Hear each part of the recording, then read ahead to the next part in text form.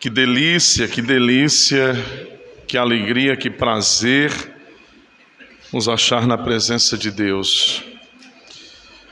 Seu amor flui sem parar do trono da sua graça em nosso favor. Deus é bom. Eu acredito que nós não deveríamos nunca nos esquecer disso, porque Ele é bom e porque a bondade dEle nos acompanha em todo o tempo. Meus irmãos, nós vamos abrir as Escrituras no primeiro livro da Bíblia, Gênesis, capítulo de número 3. Gênesis, livro do Gênesis, capítulo de número 3. Na esperança de que a palavra de Deus possa encher mais uma vez nesse dia o nosso coração. Eu fiquei muito feliz e bendizendo ao Senhor pela resposta de alegria e de graça que um irmão pôde compartilhar comigo depois que nós fomos embora aqui mais cedo para casa. E o coração desse irmão está cheio da graça e de alegria e do amor de Deus. E é tão bom a gente ver, às vezes, essa alegria e esse prazer em Deus, ele transborda de um jeito que não só a gente experimenta isso, mas outros podem experimentar aquilo que nós estamos experimentando e o meu coração se encheu de gratidão e de alegria em Deus por essa resposta de fé e de amor e de graça que esse irmão pôde dar ao Senhor hoje de manhã. Que o nosso coração seja também visitado por essa misericórdia de Deus nessa noite, mais uma vez. Que nós possamos desfrutar desse amor dele que flui sem cessar como um rio que não para de fluir. E a nossa alma se encha disso. E nós possamos amar o Senhor mais e nos render a Ele mais. Gênesis 3, eu quero ler a partir do versículo 15.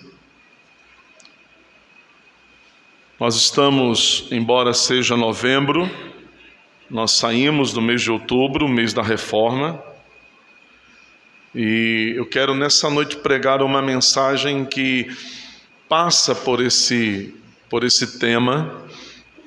Então eu quero ler esse texto, ele é um texto muito importante. Gênesis 3, 15 a 24, diz assim a palavra de Deus: Porém inimizade entre ti e a mulher, entre a tua descendência e o seu descendente, e este te ferirá a cabeça, e tu lhe ferirás o calcanhar. E a mulher disse: multiplicarei sobremodo os sofrimentos da tua gravidez, em meio de dores darás à luz filhos, o teu desejo será para o teu marido, e ele te governará. E a Adão disse: visto que atendeste à voz da tua mulher, e comeste da árvore que eu te ordenara não comesses, maldita é a terra por tua causa, em fadigas obterás dela o sustento durante os dias da tua vida. Ela produzirá também cardos e abrolhos, e tu comerás a erva do campo. No suor do rosto comerás o teu pão, até que tornes a terra, pois dela foste formado, porque tu és pó, e ao pó tornarás.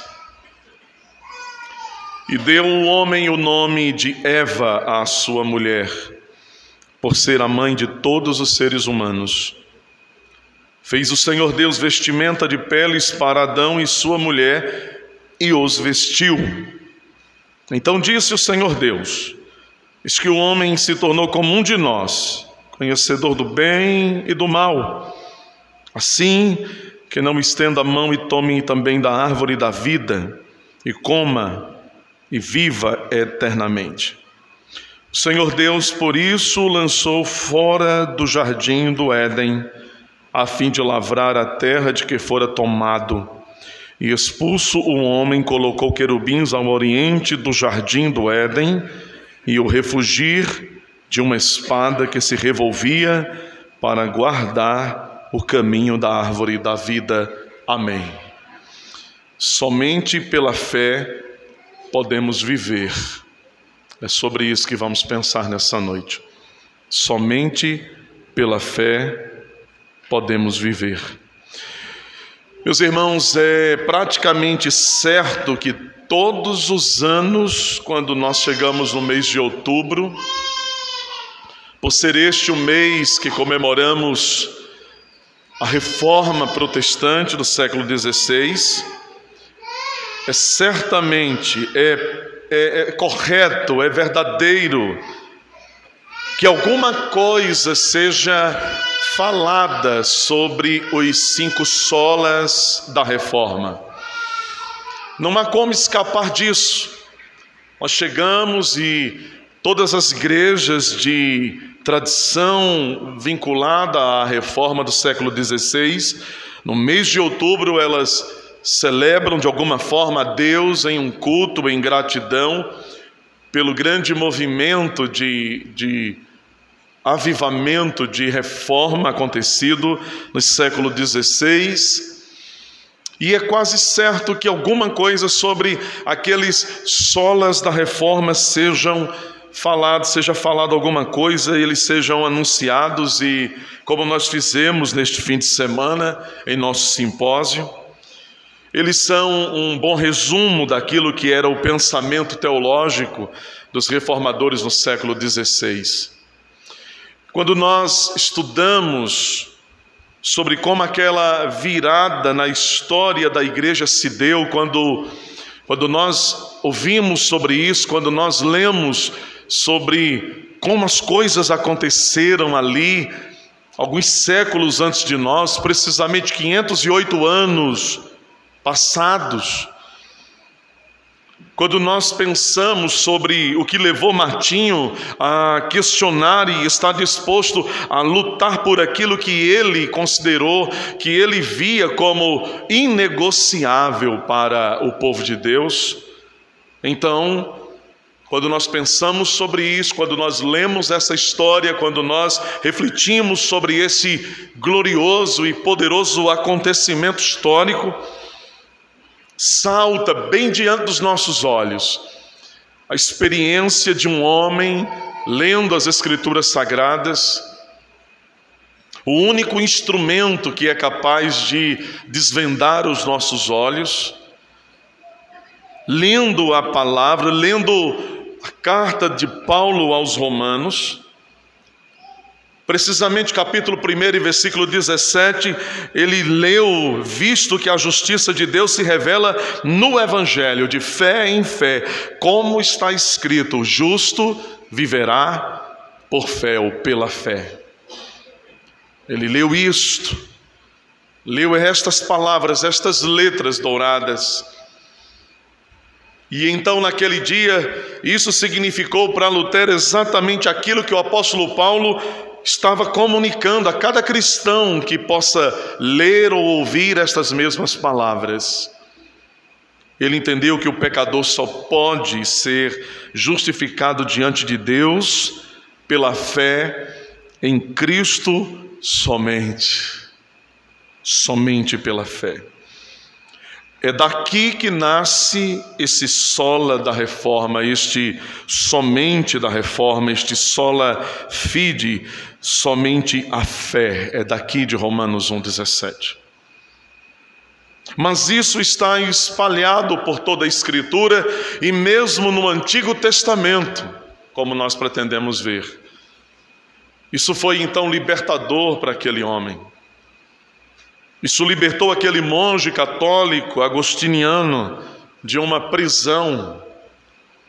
Ele mesmo diz, quando comenta sobre isso, que os portões do céu, do paraíso, se abriram bem diante dele. Então, para Lutero, este era o artigo indispensável, meus irmãos, para todos os cristãos. Somente pela fé em Cristo Jesus podemos ter acesso a Deus e permanecer na presença de Deus. Ele disse que este é o artigo pelo qual a igreja permanecerá de pé ou ela cairá completamente. Somente pela fé. Portanto, o que nós temos em Gênesis 3, 15 a 24, não é outra coisa, acredite, senão que agora, depois da queda do homem, depois de sua transgressão, depois de sua rebelião contra o seu Criador, este homem só pode encontrar vida em Deus pela fé, somente pela fé em Deus.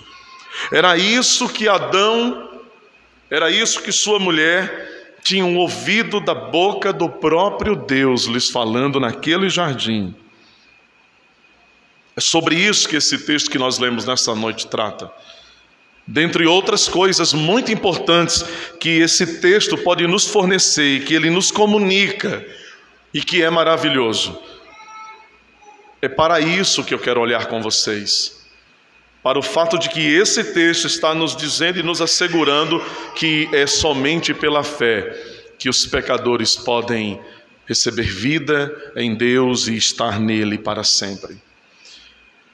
Algo que certamente nós sabemos, eu tenho certeza que vocês que frequentam essa igreja, vocês que são membros desta igreja e talvez alguns dos que visitam essa igreja com certa regularidade, eu acredito que vocês sabem, e é algo que nós certamente temos por conhecimento, é que quando nós assumimos como matéria de fé esta verdade, este sola da reforma, somente pela fé, quando nós assumimos isso, nós estamos dizendo, nós estamos declarando, nós estamos reconhecendo que ninguém pode ser justificado diante de Deus com base em seus méritos pessoais. Então eu acho que eu não preciso trabalhar muito sobre isso e explicar o que são méritos pessoais. Aquilo que procede ou que resulta das nossas obras, daquilo que a gente pode fazer. Eu estou certo que vocês sabem que somente pelos méritos de Cristo, Filho de Deus, nós podemos ser justificados. Na verdade, todos nós que já cremos, já fomos justificados diante de Deus. Eu estou certo disso. E eu espero que eu não esteja errado sobre esse assunto. Eu espero que eu não erre quando eu digo que vocês sabem exatamente do que eu estou falando. Isso é tão importante, meus irmãos.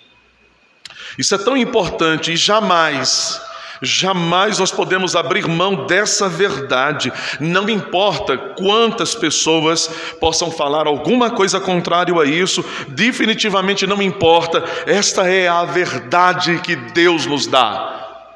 É a verdade para todos os homens. Essa afirmação somente pela fé, ela é tão importante, ela significa tanto para nós, ela é algo caro para nós, nós não podemos abrir mão disso, negociá-la não está em questão. Isso é tão importante, e a razão porque esta afirmação, este sola da reforma, esta declaração de que somente pela fé, a razão porque isso é tão importante é porque não existe evangelho a não ser o evangelho da substituição.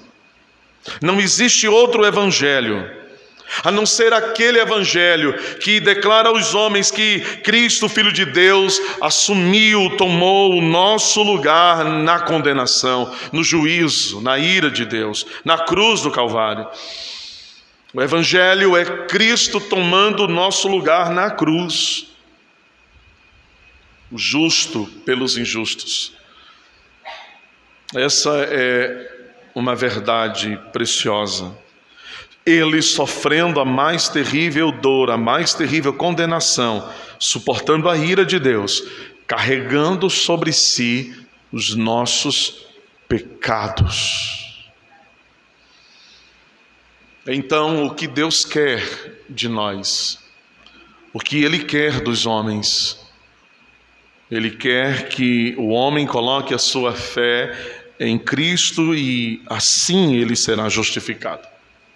Romanos capítulo 5, versículo 1, Paulo escreve também dizendo: justificados, pois, por meio da fé, é assim que nós temos paz com Deus, por meio de nosso Senhor Jesus Cristo. Portanto, o que é exigido de nós é que creiamos no que Cristo fez em nosso lugar e apenas isto.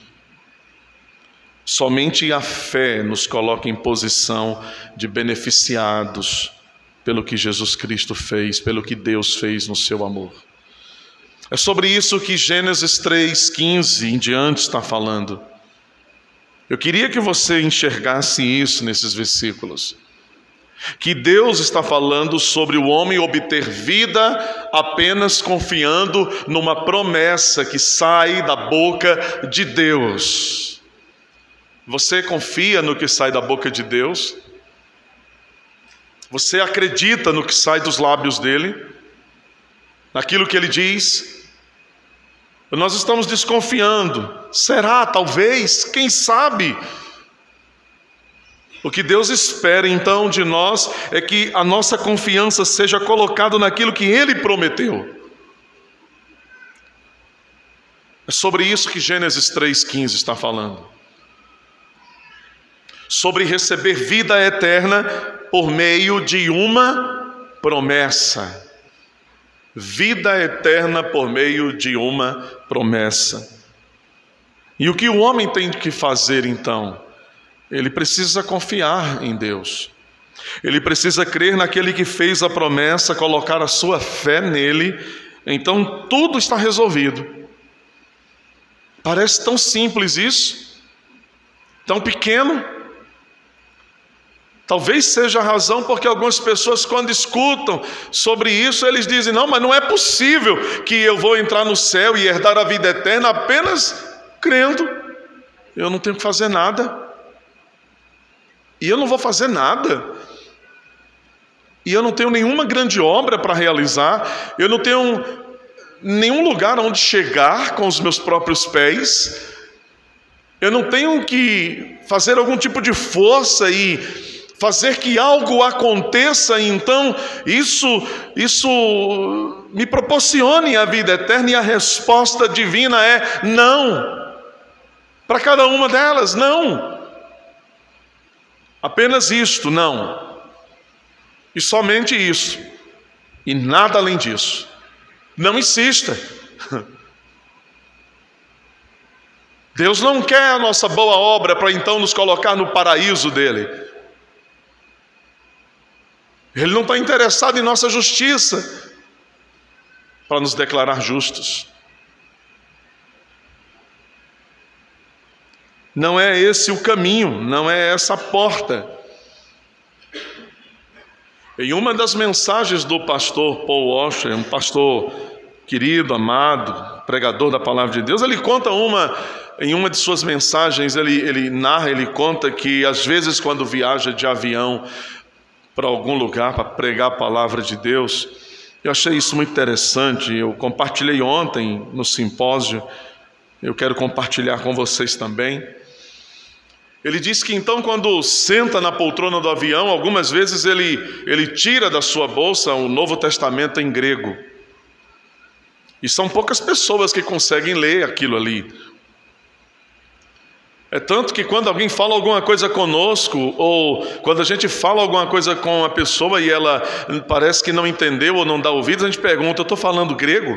Não é assim? Então ele abre o Novo Testamento em grego, e ele sabe, ele diz: eu sei que quando eu faço isso, isso atrai a atenção das pessoas que estão perto. E ele disse que às vezes alguém que está ali do lado dele olha e pergunta: você está lendo russo?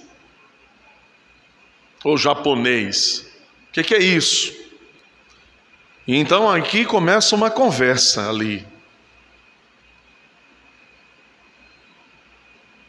E então, depois dele compartilhar um pouco do cristianismo, um pouco acerca da fé cristã, a pessoa às vezes que está do lado dele pergunta: o que é que eu tenho que fazer para entrar no céu? O que é que eu tenho que fazer para ir para o céu? Então ele responde: isso é muito fácil. Isso é bem fácil. Você só tem que ser perfeito, justo, moralmente puro, sem nenhum desvio sequer, possuidor de uma pureza moral absoluta, do momento que você nasce até o momento que você morre, toda uma vida.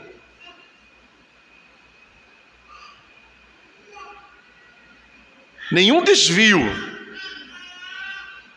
Geralmente as pessoas, depois de ouvir ele falar nisso, elas dizem: o que você acabou de dizer, eu não estou entendendo nada.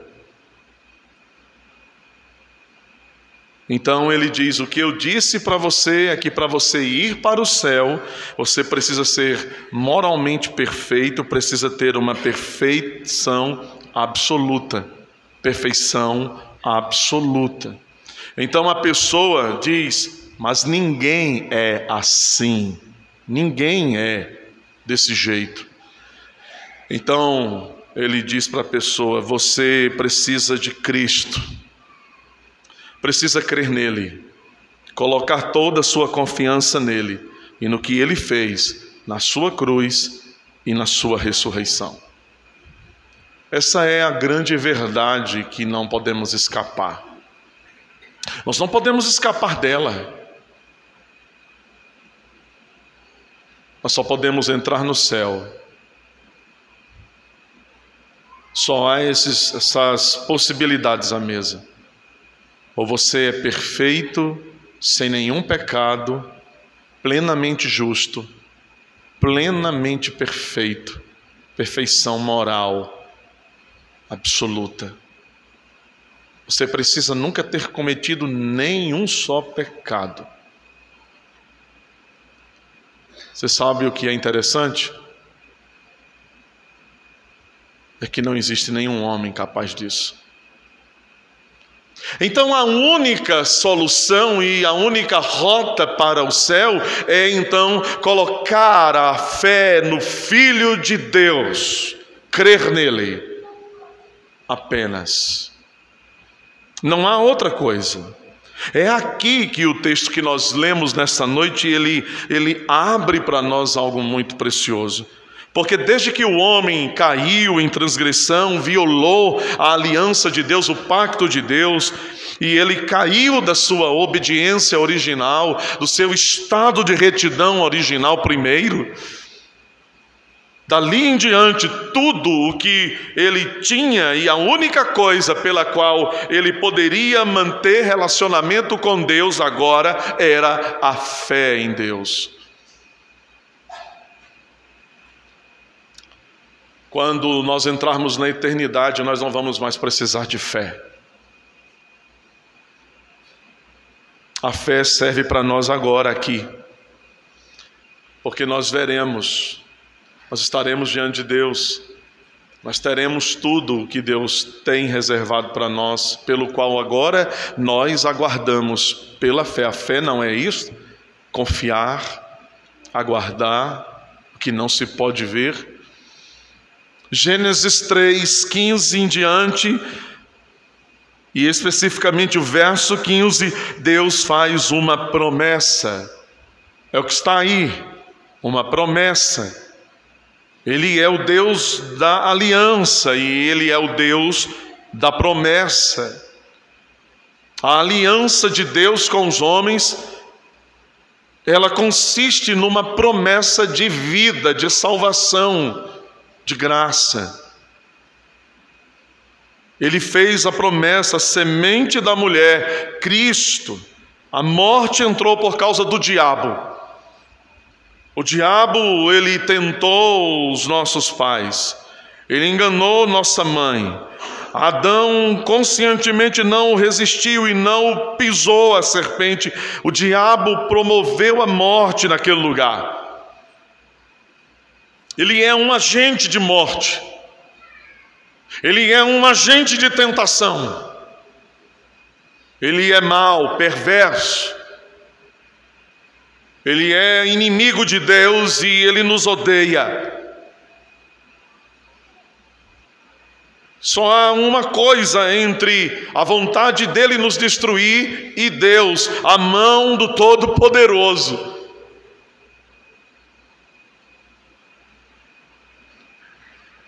A morte entrou em cena por uma ação de Satanás. A vida agora, no cenário de morte, no cenário de queda, de ruína, de desfiguração, a vida agora está prometida, está contida numa promessa da semente da mulher, que é o Filho de Deus. A vida que Adão e sua mulher, meus irmãos, não puderam receber pela obediência perfeita, indo até a árvore da vida que estava ali no jardim. A vida que aquele casal não pôde obter e desfrutar, obedecendo perfeitamente, indo até aquela árvore, tomando dela e comendo. Agora essa vida, ela só pode ser desfrutada, recebida, crendo absolutamente em Deus, confiando no que Deus diz, colocando fé na promessa de Deus. É disso que Gênesis aqui está falando. Então, Gênesis 3, 15 a 24 está falando de fé, de ser aceito pela fé, somente pela fé. É por isso que no versículo 20, Adão, ele coloca o nome na mulher dele de Eva, chamando de vida. Você é vida, Eva, vida. Ela é a mãe dos viventes. Vida que produz vida, vida gera vida. Ele coloca o nome na sua mulher de Eva, vida, ele a chama de vida, depois de receber a promessa da vida eterna através da semente da mulher. E quando ele faz isso, esse gesto, este ato de dar esse nome à sua mulher, ele estava expressando a esperança na promessa que o seu Criador lhe havia feito naquele lugar. Ele está expressando sua confiança em Deus. Sim, Adão se tornou um crente em Deus ali. Ele creu no seu Criador, ele creu em Deus. Deus, então, depois, na sequência do texto, versículo 21, vai fazer vestimenta para o homem e vai vestir o homem e a sua mulher. Ele faz veste de pele de animal. E quando o Senhor Deus faz isso agora, vejam, notem a sequência progressiva desses eventos que estão acontecendo naquele jardim. Deus primeiro diz, eu colocarei inimizade entre a descendência da serpente e a semente da mulher.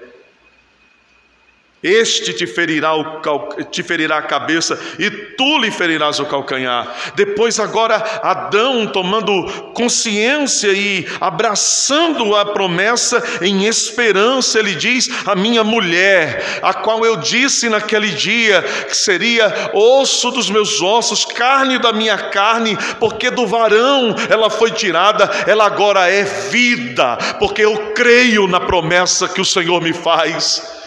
Eu creio nessa promessa. Eu arruinei as coisas, eu estraguei as coisas, mas agora eu posso colocar a minha fé somente nisso que o Senhor me declara aqui. Promessa, fé. E agora, na sequência, depois de Adão expressar, ele faz aqui, em outras palavras. Você sabe o que Adão está fazendo aqui quando ele chama a mulher dele de Eva? Acredite, nos parece convincente dizer que esta é a primeira pública profissão de fé de toda a história dos homens redimidos. É algo semelhante ao que cada um de nós fazemos quando nós somos batizados. Nós publicamos, nós professamos a nossa fé. É certo que a profissão de fé de Adão aqui não tem a complexidade das nossas públicas profissões de fé, mas está aí a substância de todas estas profissões: a fé em Deus. E porque ele professou a sua fé publicamente ali, ele encena a fé que tomou o seu coração para confiar no que Deus lhe dizia. Ele chama a mulher de Eva, e agora, versículo 21, o Senhor vai vesti-los com uma roupa que Ele mesmo vai costurar, preparar, e vai vestir os seus filhos naquele lugar. O que Deus está fazendo aqui, o que significa aqui, é que Deus está ampliando aquilo que no versículo 15 ele acabara de falar. Ele está ampliando o que ele acabou de prometer quando ele encena agora no ato de vestir os filhos dele com uma roupa que ele mesmo costurou, que ele preparou. Ele está ampliando, apontando essa verdade para Cristo, quando na sua morte ele nos cobriria, ele cobriria a nossa vergonha com o seu sangue, porque o sangue dele nos lava de todo o pecado, nos cobre os pecados. Nós não temos agora mais vergonha de estar diante de Deus.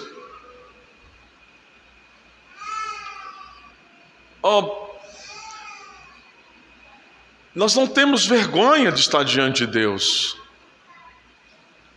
Mas é estranho dizer isso, porque nós somos pecadores, e o menor dos nossos pecados, o menor pensamento impuro, já é um problema para nós. E as palavras que nós falamos, e algumas coisas que nós fazemos. Então, quando a nossa compreensão sobre Deus, ela é um tanto refinada, e nós sabemos quanto Deus é santo, e nós pensamos no menor dos nossos pecados, isso parece um problema para nós. Mas o que resolve esse dilema, o que soluciona essa equação, o que acerta esses ponteiros, é que, por graça, Ele resolveu nos aceitar quando cremos no Filho dEle. Isso é pura graça. Isso é puro amor. É pura misericórdia. Então nós não temos medo mais de comparecer diante dEle, de estar diante dEle, porque Ele mesmo, o Deus santo que não tolera o pecado, o Deus que odeia o pecado, Ele mesmo olha para nós e Ele diz: vinde, entrai, venham, tenham confiança, descansem, não precisa ter medo. Vocês não precisam ter medo. Venham a mim, meus filhos. Ele chama a nós, Ele diz: venham a mim, venham até mim. Vocês podem estar aqui diante de mim. Eu não vou destruir vocês. Eu não vou lançá-los no abismo sem fundo. Eu não vou expulsá-los da minha presença. O rei não vai nos despedir nus e vazios de mãos. Antes, ele diz a todos os que creem em seu Filho: venham, entrem e tomem o lugar à minha mesa. Eu preparei especialmente para vocês. Esse é o nosso Deus. Bendito seja o seu nome. Louvado seja o seu nome. A vida significada naquela árvore, naquele jardim que o Senhor havia ali colocado, não podia mais ser acessível, ou o homem não podia mais tomá-la para si, acessar essa vida, indo com sua mulher até aquela árvore. Ele não pode mais fazer isso. Ele pecou, ele quebrou aquele primeiro pacto de obediência, de fazer o que é justo, fazer o que é certo. Agora, a vida que era significada naquela árvore, o homem e sua mulher, o homem, Adão e Eva, não podem mais entrar diante da árvore, ir à árvore e tomar daquela árvore, e ele não pode mais andar com seus próprios pés até ela. Ele não pode estender a sua própria mão até a árvore e tomar dela e comer, e então viver eternamente. Versos 22 a 24, vejam. Então disse o Senhor Deus: eis que o homem se tornou como um de nós, conhecedor do bem e do mal. Isto é, não é que o homem se tornou Deus, ou exatamente como Deus, até porque essa foi a mentira de Satanás e isso não se cumpriu. O homem não se tornou Deus. Mas aqui a ideia é semelhante, de modo semelhante, só que não semelhante para positivo, semelhante para negativo, para mal. Ele se torna como um de nós, conhecedor do bem e do mal, mas o conhecimento do bem e do mal que o homem adquire é um conhecimento experiencial. Ele experimenta disso, do mal. E agora o Senhor diz, por causa disso, para que ele não estenda a mão e tome da árvore da vida, e tome também da árvore. Veja, ele tinha estendido a mão e tinha comido da árvore do conhecimento do bem e do mal. E o Senhor diz, para que ele também não tome da árvore da vida, e coma, e viva eternamente. O que Deus fez? Verso 23, o Senhor Deus, por isso o lançou fora do jardim do Éden, a fim de lavrar a terra de que fora tomado. E expulso o homem, colocou querubins ao oriente do jardim do Éden, e o refugir de uma espada que se revolvia para guardar o caminho da árvore da vida. O homem e sua mulher são agora expulsos do jardim. Durante uma época, quando eu lia isso, eu ficava me perguntando, mas se Deus está poupando o homem e prometendo algo tão bom ao homem, não parece lógico ele tirar o homem daquele lugar. Mas foi isso que Deus fez. E entre eu e Deus, sabe, ele tem toda a razão e eu não tenho nenhuma. Entre a sabedoria dele e a minha ignorância, você já sabe quem ganhou. Mas o que está sendo expresso nesse ato de Deus de ter feito há pouco uma promessa e ter visto Adão professando a sua confiança na promessa de Deus, fé,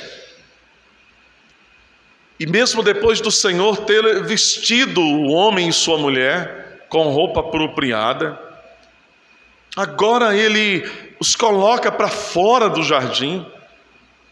E isso significava que Adão, por sua própria obra, e sua mulher não poderiam mais obter a vida significada naquela árvore. Permitir que eles continuassem no jardim, ou que eles entrassem no jardim, permitir que com seus pés fossem a árvore e tomassem com suas mãos, significaria obter a vida pelo seu trabalho, suas obras, pelo seu movimento, pelo seu esforço. O apóstolo Paulo reproduz a verdade que está contida nesse ato divino de expulsar o homem do jardim. Efésios 2:8, porque pela graça sois salvos, mediante a fé, e isto não vem de vós, é dom de Deus, não de obras. Não vocês entrando no jardim, e não vocês levantando as mãos para comer da árvore, não de obras, é pela fé na promessa, pela graça, não de obras, para que vocês não se exaltem, não se orgulhem. Não há nenhum orgulho para nós na nossa salvação. Não há nenhuma medida, nenhuma porção de exaltação na nossa redenção, na nossa salvação. É graça, só graça, é favor, é bondade, é misericórdia.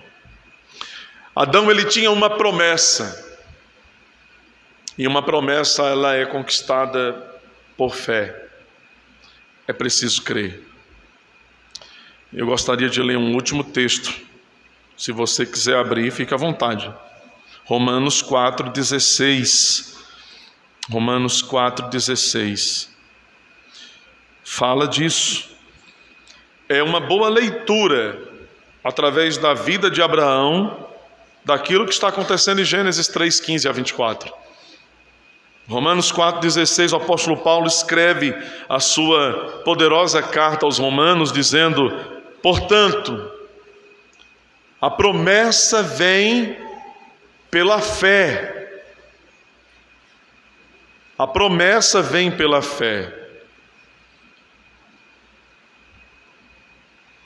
Para que seja de acordo com a graça, segundo a graça, e seja assim garantida a toda a descendência de Abraão.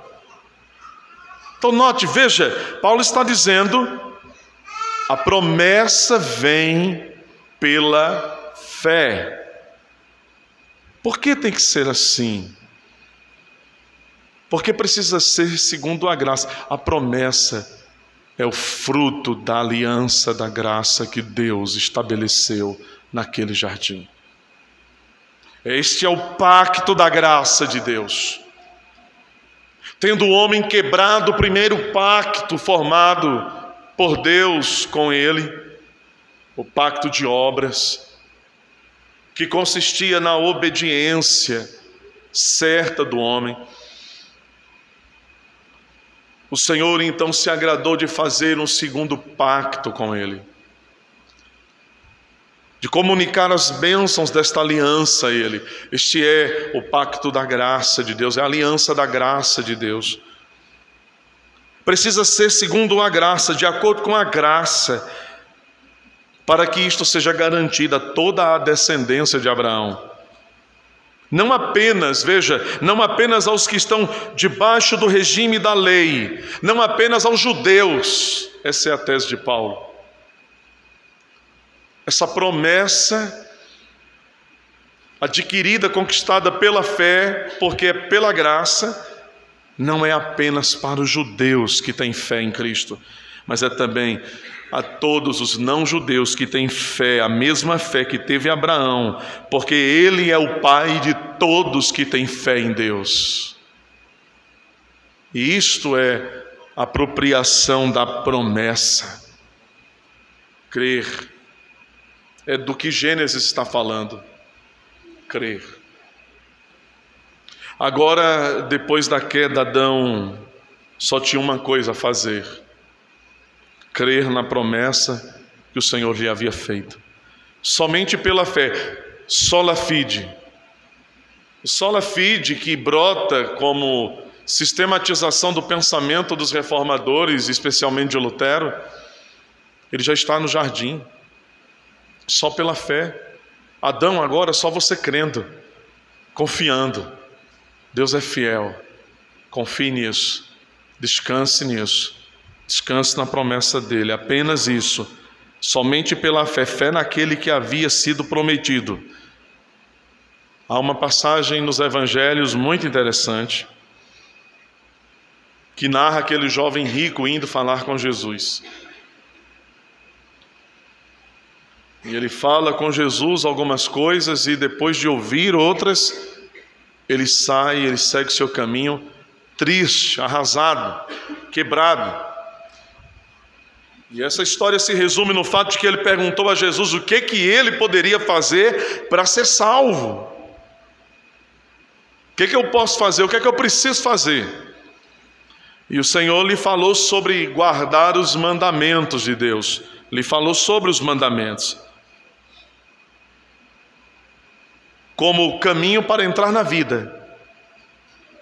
Então aquele jovem homem, ou aquele homem jovem, ele tinha uma ideia errada sobre o que significava isso que Jesus estava falando. E rapidamente, quando Jesus disse: observe os mandamentos, guarde os mandamentos e entre na vida. E ele, que tinha uma ideia errada sobre o que Jesus estava falando, ele de pronto disse: então tudo bem, eu observo os mandamentos faz um tempo. Eu os guardo. Mas isso era mentira. Isso era falso. Ele não era capaz de fazer aquilo que ele dizia naquele momento. Observar os mandamentos. E o que Jesus faz com ele? Literalmente, Jesus desmonta a mentira que sai do coração dele através da boca. E Jesus faz isso da seguinte forma: ok, já que tudo isso que eu te falei você já tem observado, só te falta uma coisa.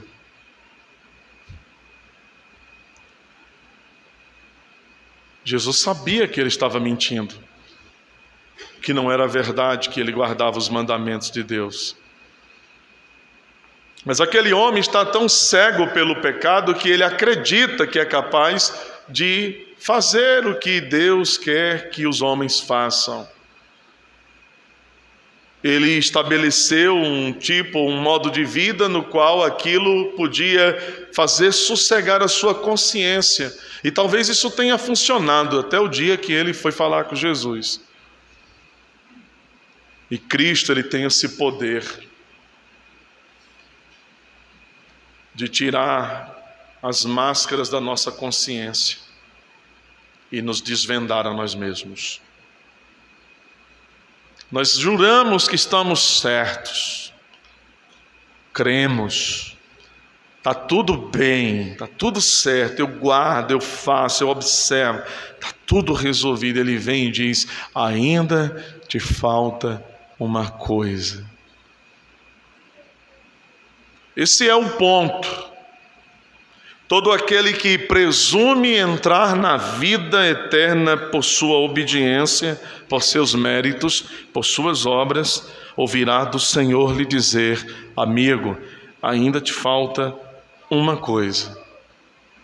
E toda vez que o homem tentar fazer e mais e mais e mais para entrar na vida, e quando ele achar que conseguiu fazer tudo o que era preciso, ele então ouvirá o Senhor dizer: amigo, ainda te falta uma coisa. Mas eu já andei tanto, e ainda falta andar.